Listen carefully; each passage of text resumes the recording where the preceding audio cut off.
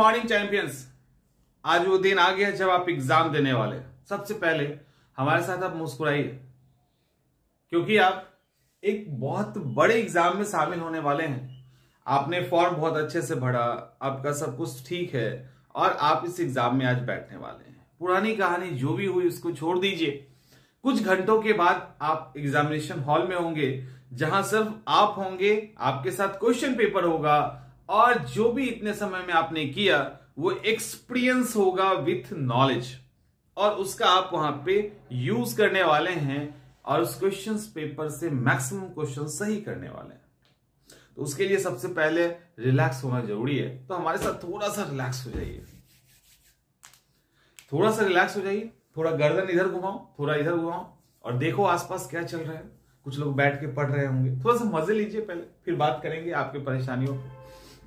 आसपास थोड़ा सा गर्दन घुमाइए और गर्दन घुमा के देखिए। कुछ लोग पढ़ रहे होंगे, कुछ लोग सेंटर पे आ रहे होंगे, कुछ लोग गपशप मार रहे होंगे। यही चल रहा है ना। ये बड़ा कीमती पल है, ऐसा नहीं है।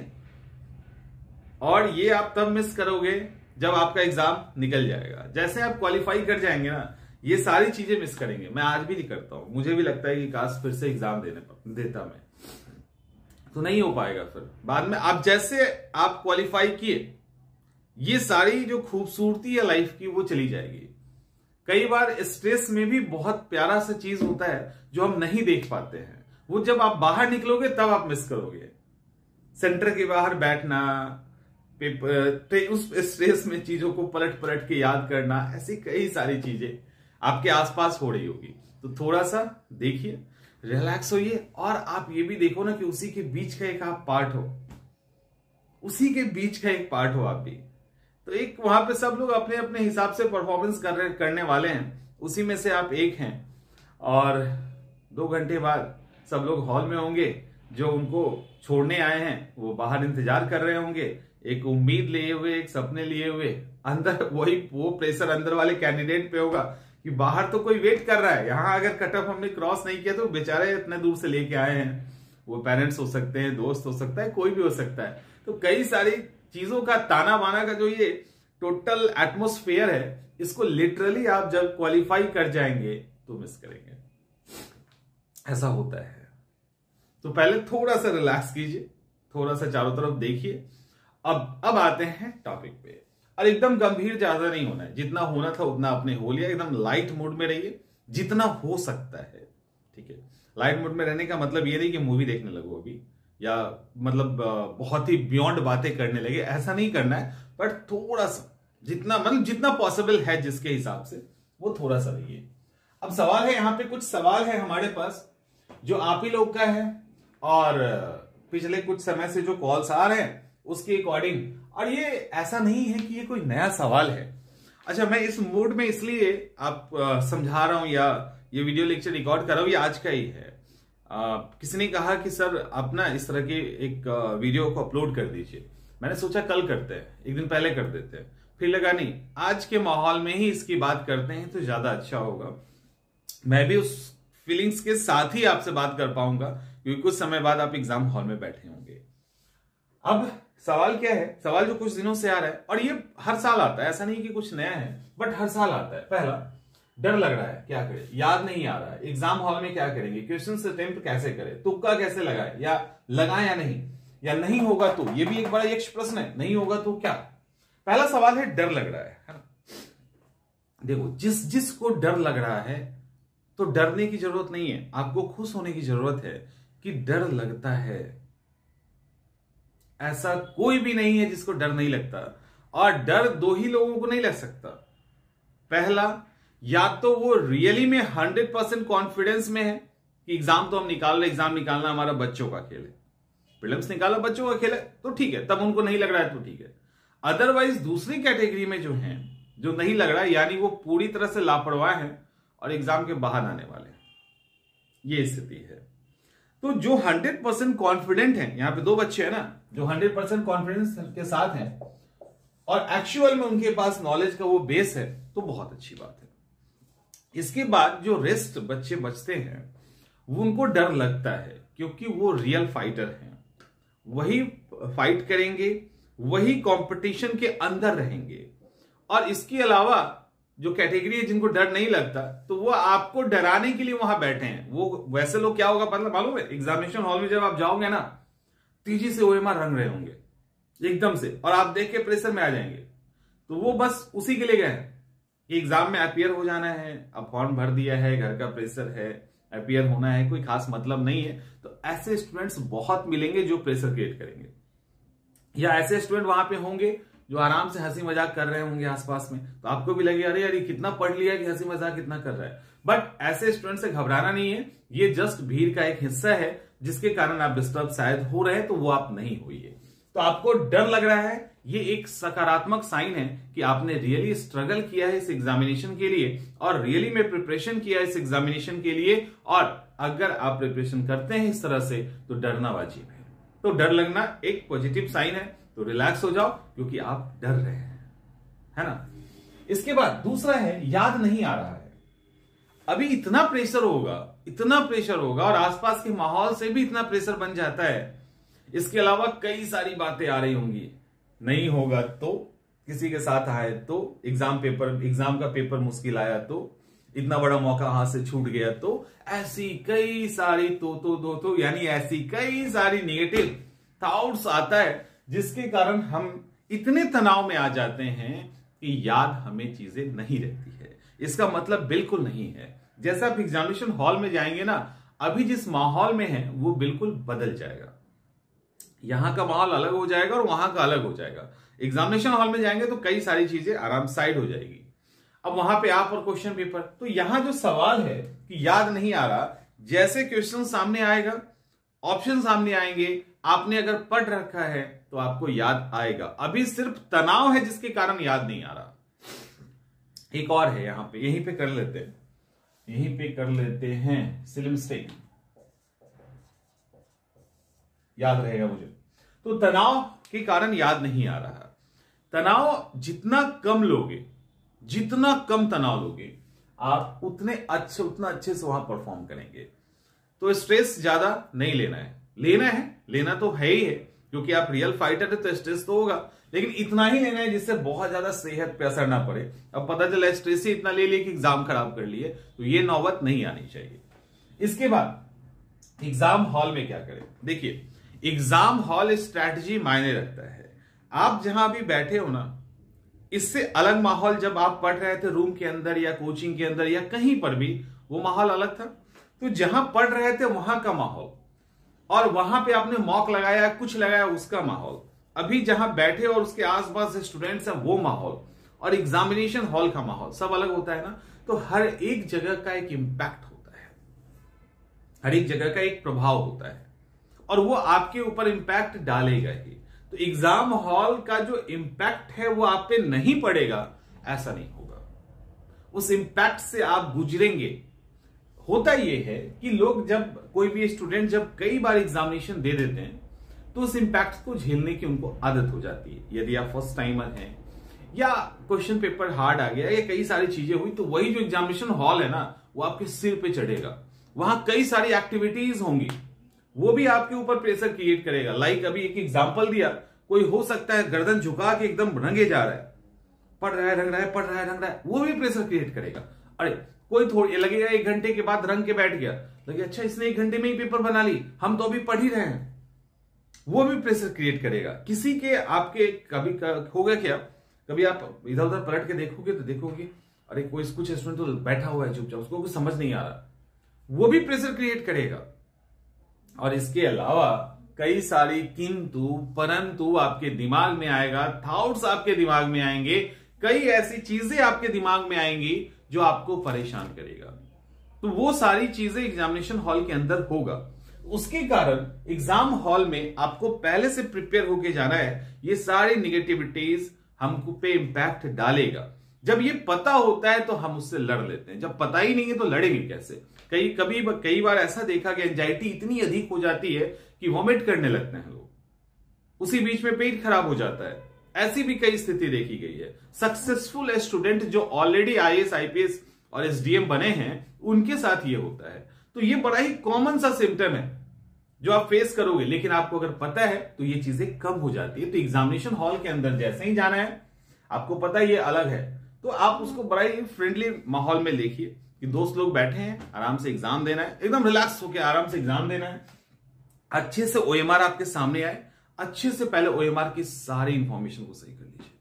ओएमआर में roll number, registration number, series जो भी डालना है ना उसको सही से डालिए, उसमें कोई लापरवाही नहीं कीजिएगा, नहीं तो मेंस के एग्जामिनेशन की तैयारी पे उसका बहुत निगेटिव इंपैक्ट आएगा। तो उस निगेटिव इंपैक्ट से हमें बचना है। तो एग्जाम हॉल स्ट्रैटेजी हो गया। क्वेश्चन अटेम्प्ट कैसे करें? देखिए, क्वेश्चन अटेम्प्ट करने का आप सोच रहे होंगे, क्वेश्चन अटेम्प्ट करने के कई तरीके होते हैं, कई तरीके होते हैं। जो मेरा तरीका है वो आप पे 100% सूट करेगा कि नहीं ये देखना पड़ेगा, क्योंकि मैंने कई बार बताया तो कुछ स्टूडेंट का ये कहना था सर क्वेश्चंस छूट जाते। देखिए, तरीका ये है क्वेश्चन अटेम्प्ट करने का, 1 से लेकर 150 तक आप आराम से जाइए, 1 2 3 4 5 6 ऐसे करके जाइए और क्वेश्चन अटेम्प्ट कीजिए। एक तरीका है कि आप मिनिमम 3 फेज में, मैंने कल बताया है ना, 3 फेज में आप क्वेश्चन अटेम्प्ट कीजिए। एक तरीका जो ये कॉमन है 1 से लेकर 150, तो इसमें आप क्वेश्चंस पढ़ते जाओ, आंसर करते जाओ, क्वेश्चन पढ़ते जाओ, आंसर करते जाओ, 150 को समाप्त कीजिए। इसमें क्या होता है, कई बार इसकी दिक्कत क्या है, एक तो दिक्कत ये है कि आप अभी इजी क्वेश्चन देख रहे हैं, फिर हो सकता है मॉडरेट आ जाए, फिर 4-5 इजी आ जाए, फिर मुश्किल सवाल आ जाए, फिर उसके बाद डिफिकल्ट का एक सीरीज चले, फिर अचानक से आसान सवाल आ जाए।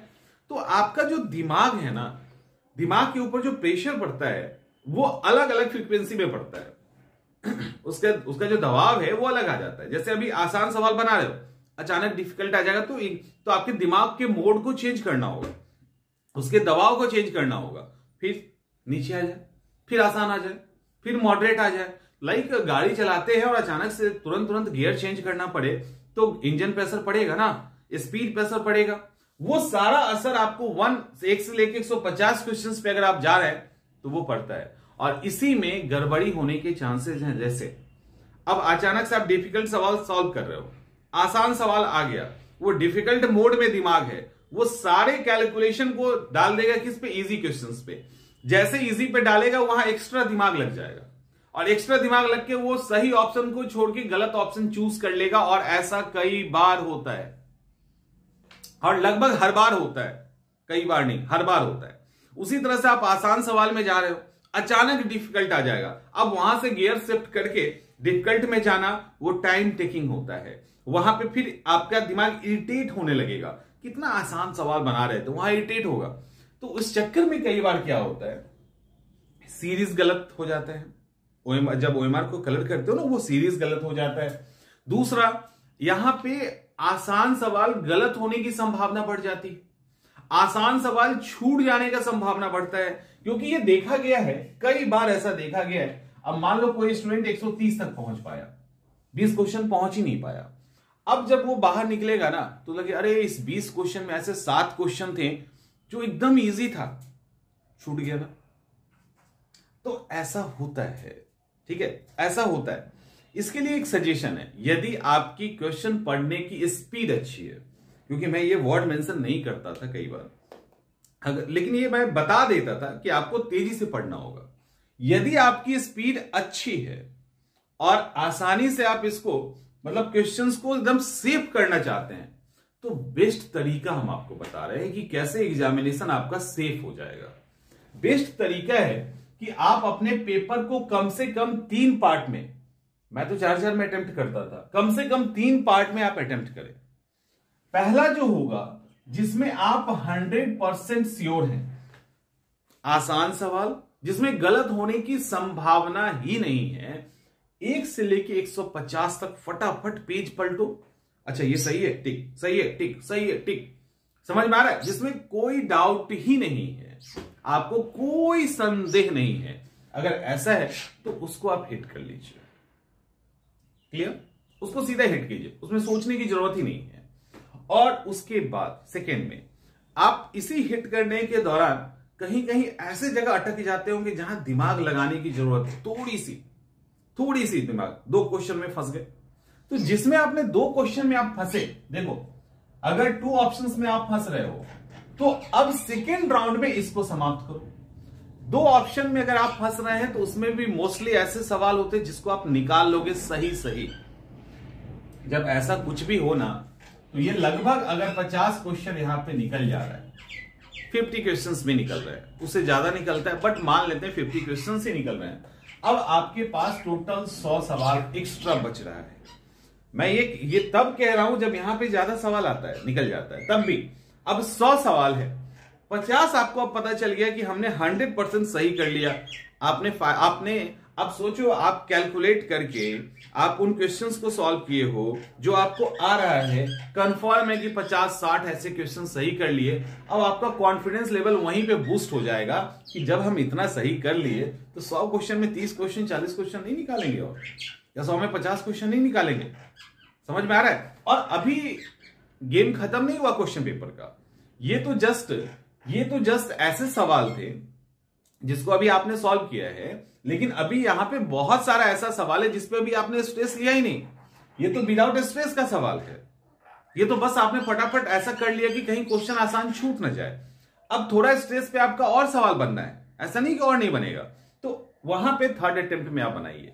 जब पहला अटेम्प्ट ले लो, OMR कलर कर लो, दूसरा अटेम्प्ट ले लो, OMR कलर कर लो, तीसरा अटेम्प्ट ले लो, OMR कलर कर लो, और रेस्ट कुछ क्वेश्चंस बचते हैं वहां पे आपको लगता है क्या? हाँ, यही तो है, लगता है तुक्का लगाना या नहीं लगाना, तो वो आपको देखना पड़ेगा।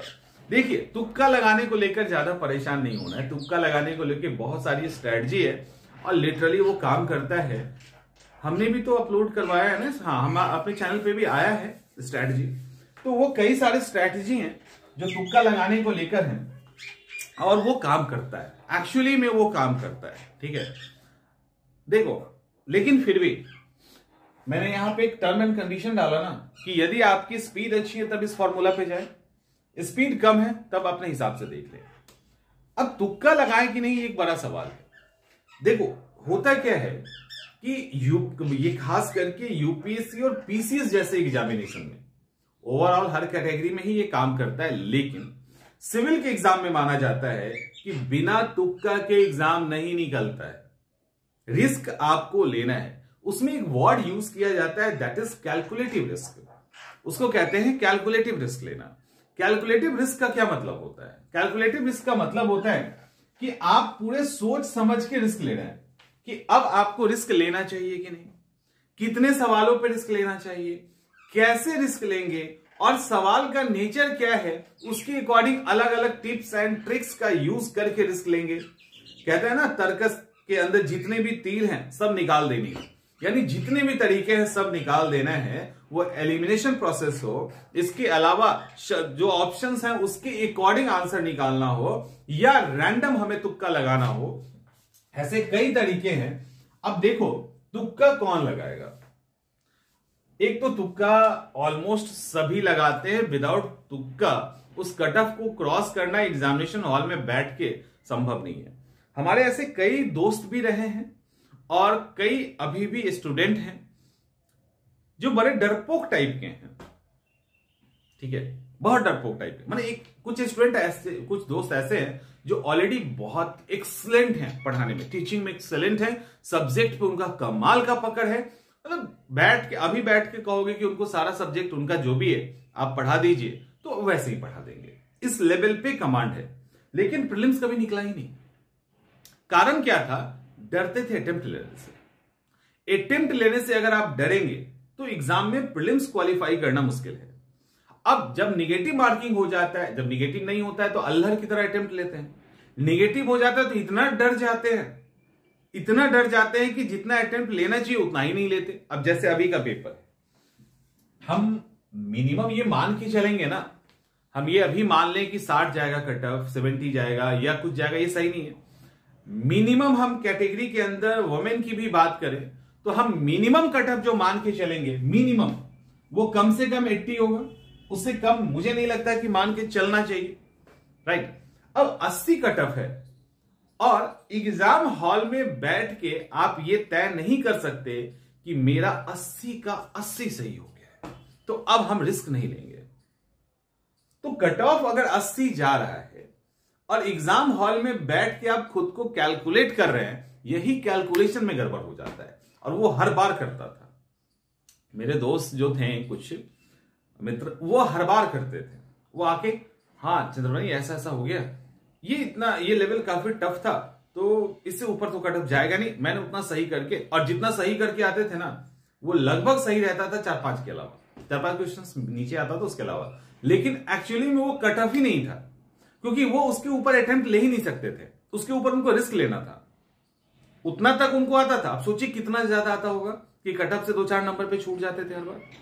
तो कट ऑफ के ऊपर जितना उनको आता था, उसके ऊपर रिस्क था, तुक्का लेना था, कैलकुलेटिव तुक्का लेना था। तुक्का में भी ये नहीं था कि रैंडम, कैलकुलेटिव लेना था, नहीं लेते थे, हिम्मत नहीं थी।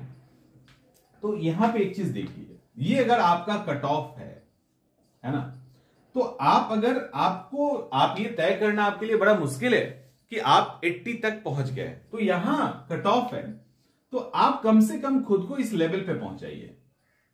यहां से काम नहीं चलेगा। यहां पे अगर आप खेल रहे हैं 80 के नीचे, तो अटेम्प्ट नहीं लेके ही क्या कर लोगे, फेल तो वैसे ही होना है। तो आप नीचे रह के तो कुछ कर नहीं सकते, आपको हर हाल में कट ऑफ को क्रॉस करना है, और कट ऑफ क्रॉस करने का मतलब है थोड़ा ऊपर आपको लेके जाना होगा। आपको एक्सेलेंट नहीं बनना, उतना नहीं जाना, क्योंकि यहां पे सब सिर्फ जो है ना, वो रस्सी को क्रॉस कर जा रहा है, दैट्स इट। जो क्रॉस करेगा सब क्रॉस कर जाएगा साथ में। तो उसको क्रॉस करने के लिए आपको थोड़ा रिस्क लेना है, थोड़े तुक्के लगाने हैं।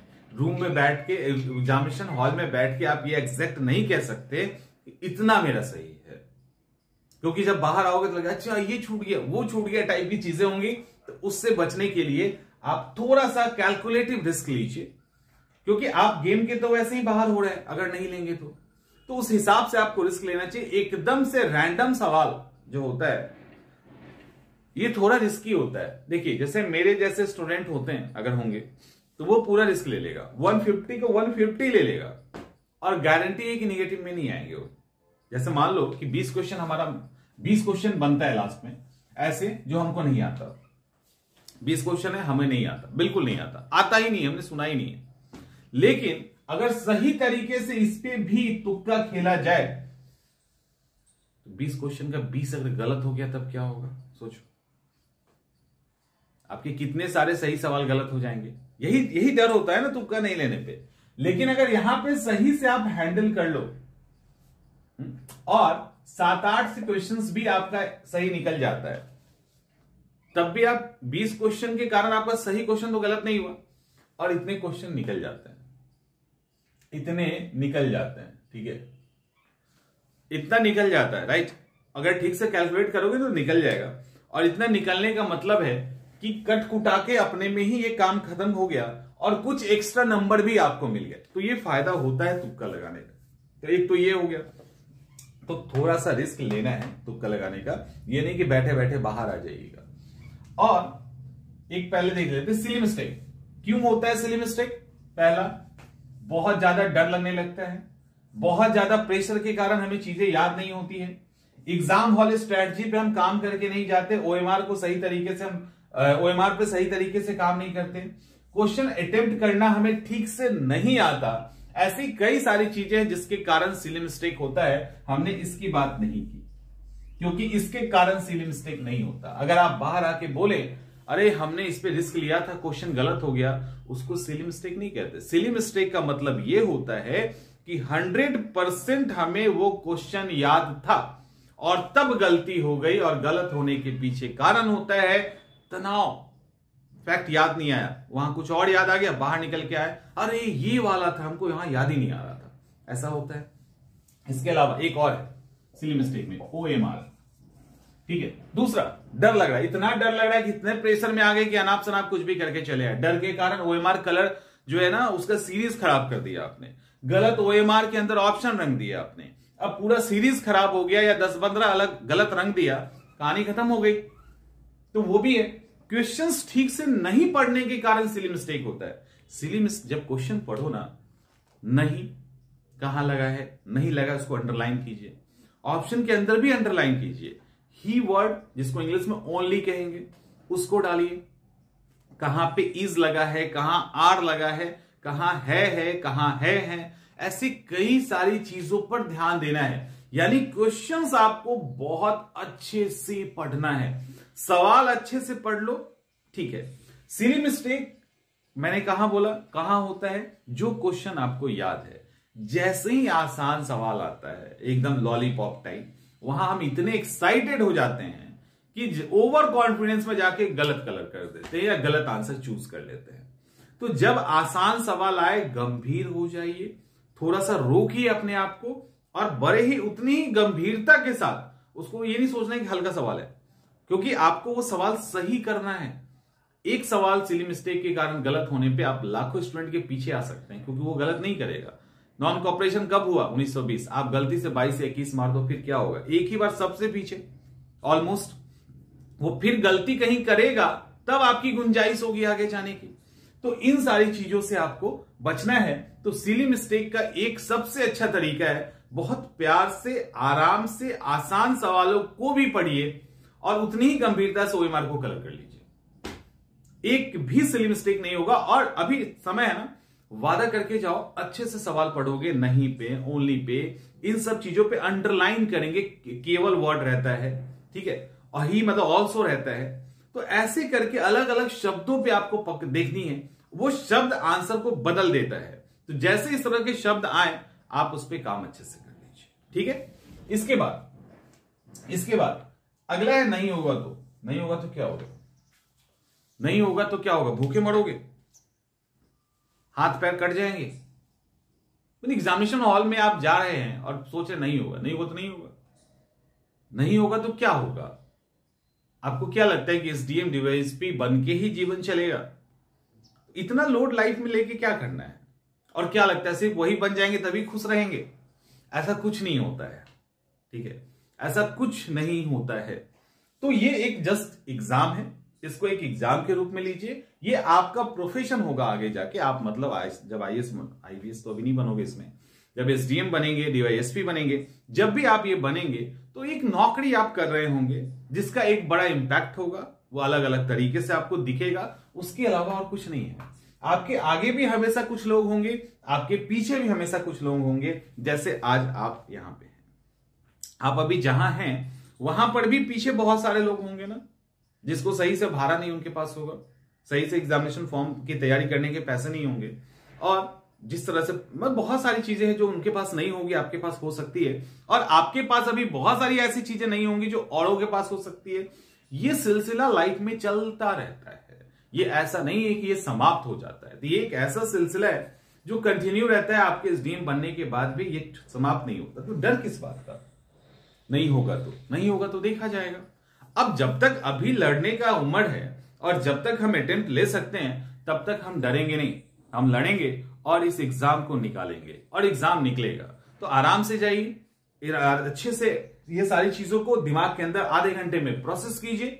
पढ़ाई लिखाई बंद करो, हो गया जितना पढ़ना था, इसको प्रोसेस कीजिए, दिमाग को उस लेवल पे एग्जामिनेशन हॉल के लिए तैयार कीजिए और सीधा अटैक कीजिए क्वेश्चन पे और सही करके आइए और बताइए कि एग्जाम कैसा रहा। मिलते हैं हम लोग नेक्स्ट सेशन में। उसके पहले सबको ऑल दी बेस्ट और ऑल इज वेल बोलना बहुत जरूरी है इस बार की सिचुएशंस को देखते हुए। तो सब लोग अच्छे से एग्जाम दीजिए। मिलते हैं एग्जाम के बाद।